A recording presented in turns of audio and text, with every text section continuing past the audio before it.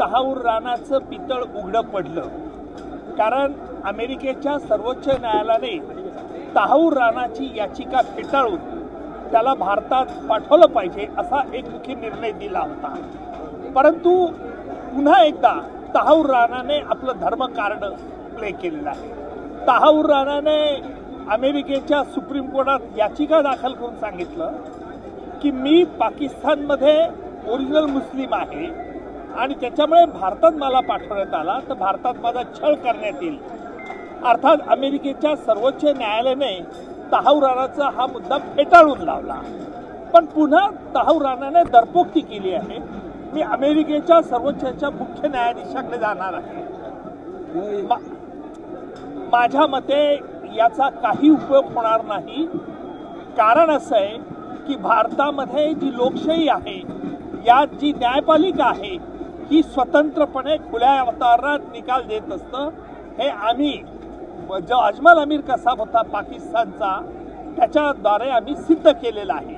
अजमल कसाबला फाशी देताना देखील संपूर्ण प्रक्रिया, कायदेशीर प्रक्रिया अवलंबली होती आणि त्याला फाशी दिल्यानंतर मी आणि भारत सरकारचे काही अधिकारी चौघांचं शिष्टमंडळ इस्लामाबादला गेलो होतो।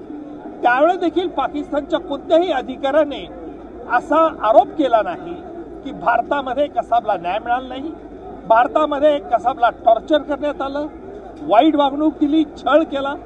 परंतु आज हा पाहणा तहाऊर राणाला फुटला आहे। याला कारण एकच आहे, कारण तहाऊर राणाच्या माध्यमातूनच हा डेव्हिड हेडली 26/11 मुंबईला आला होता। त्याने ज्या ज्या घटनांवरती बॉम्ब केले, 10 अतिरेकी हल्ले केले, त्यांचे सगळे फोटो ज्याने तहाऊर राणाने सगळीकडे पाठवले होते, लष्कर तोयबाला दिले होते।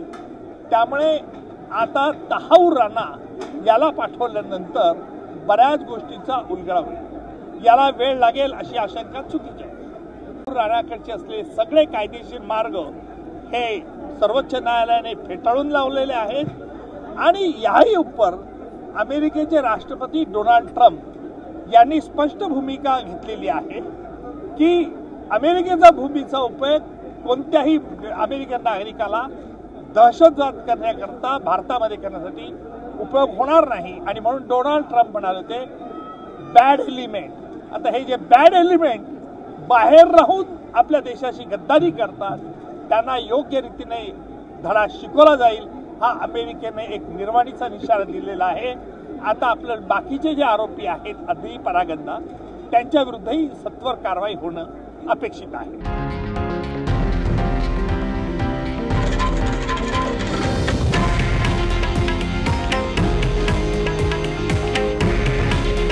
हे आहे देशातील नंबर 1 न्यूज नेटवर्क आणि आपण पाहत आहात TV9 मराठी।